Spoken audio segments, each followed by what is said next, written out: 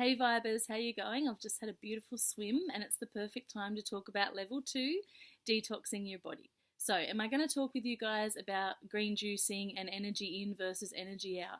Not really. What I'm here to talk about is the body and our relationship with it in a really holistic and broad way. I'm not a nutritionalist or a dietitian or a doctor. There's plenty of information around today and available on the internet and through mentors and coaches and professionals to help you with those steps once you get to them. But what I'm here to do is to talk about our relationship with our body and the way that we can detox it in a really big way. If it was just about the food that we ate and the movement that we had, then we wouldn't be as stuck with the problems and the issues that we have in terms of our health and what's going on internally and externally within our body. And also the mind and our emotional connection to that is also affecting what's happening with our body. So that's what I talk about and deal with in level 2 of detoxing your body. And the first thing that I get people to do, including myself, is just to start to think about and contemplate the relationship that we have with our physical body that goes on in our mind and then the emotions that that produces. Because so many of us have a very negative chat and conversation going on and thought patterns and then emotions that arise around our relationship with our physical body. A lot of people are really like with a hate-hate relationship with their body, and if it's not that strong, it's definitely like a love-hate concept that we have in our mind. And how can we actually make it healthier and detox it when we haven't actually contemplated the way that our thoughts are affecting the relationship with it? So that's what we do first. We think about, how have I been talking to myself in relationship to my physical body, and often for my whole entire life. I know there's also a lot of people who have been affected by some sort of childhood trauma or childhood abuse, sexual abuse, and that also really impacts our relationship with our body and then every way that that interacts with our whole physical system, our mind, our heart, as well as what we're eating, moving. It's a really big process, and it's really important to be gentle with yourself. The next thing is to start to just accept where you are with your body, like where your physical body is at. And our journey with it is a lifelong, constant looking at it again and again and again. It's not something that we can just do once. We have to keep on growing with it and paying attention to where we are at different stages in our lives, especially women who have the whole menstrual cycle, and then once that we move through that and we move into menopause.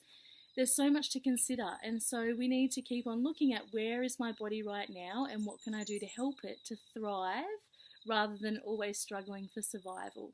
And this is something that I've been on a journey myself. I mean, we all have a body, so we all are, but it's been a really challenging process for me to understand the mind, emotion, body connection and the patterns that are really often ingrained from our childhood right the way through, as well as our genetics and then the environment and then the way that we choose to interact with our physical body.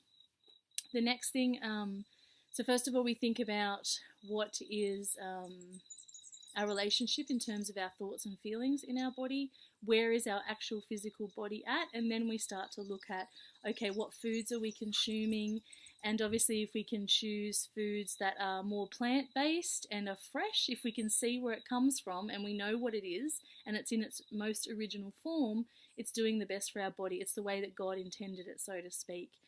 Then we look at movement and how we can engage our body, and our body is really geared towards walking. It's the simplest, easiest, freest thing that we can do. And it's really important as well to stretch our body, especially as we hit mid-age and on from there. It's what keeps us able to do the things that we've always done by just spending a little bit of time stretching. And then we start to look at the mind and emotional connection, because what happens with that affects the patterns there and the behaviours that we're often not aware of, affects the way that we eat, the time that we eat, the things that we eat. So we just start to look at the mind, emotion, body connection and see what's going on there. Another aspect in level 2 with detoxing the body is about our sexuality and how that affects our relationship with our body and our moods and our hormones and the chemical releases that happen when we interact with other people, and the feelings that we have in that way. Then we look deeply at all of the patterning and the connections, because this physical body of ours is so much more than just a vehicle that needs fuel. The way that our body functions is so connected to the environment that we're in, the people that we're around, the energy that's happening between us is really affecting what's going on deeply in our cells, and the way that our cells are thriving or really deeply in trauma. We also really begin with deep breathing.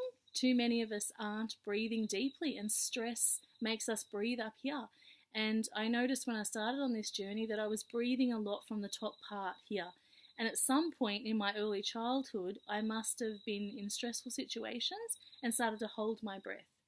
And then I forgot how to breathe deeply. And when I first started on a meditation journey a long time ago, breathing deeply was actually difficult and almost painful, because I'd spent so much time through stress breathing up here.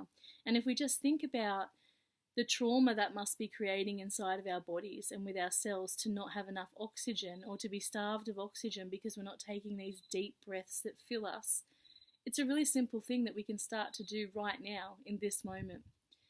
The other key thing to begin with straight away is to drink more water. I don't think I know anyone who drinks enough water, and if that's you, fantastic, because again, our body is mostly water, and yet we're not consuming enough of it to make our cells thrive, And if we didn't drink anything else, if we had 8 or 10 glasses of just water a day, I don't think we could fit any other liquid in, to be honest. But most of us are having like 2 glasses, if that. So straight away we can start to breathe deeply and drink another glass of water, and that will increase the vibration and the flow in our body, and just give our cells a break, give ourselves a moment, a time off. So level 2, that's what detoxing the body is about. It's about looking at our body from a really holistic perspective, and noticing that there are many things contributing to the health and the wellness and the vibration and the vitality of your physical body. And when we start to tune into it and pay attention to all of these areas, it makes living easier, because our body is alive, it's not covered by all of these toxic things that go from our mind, our feelings, what we consume, how much we move or don't move. It starts to breathe out, and then you can make space inside of your body to really thrive and feel energized.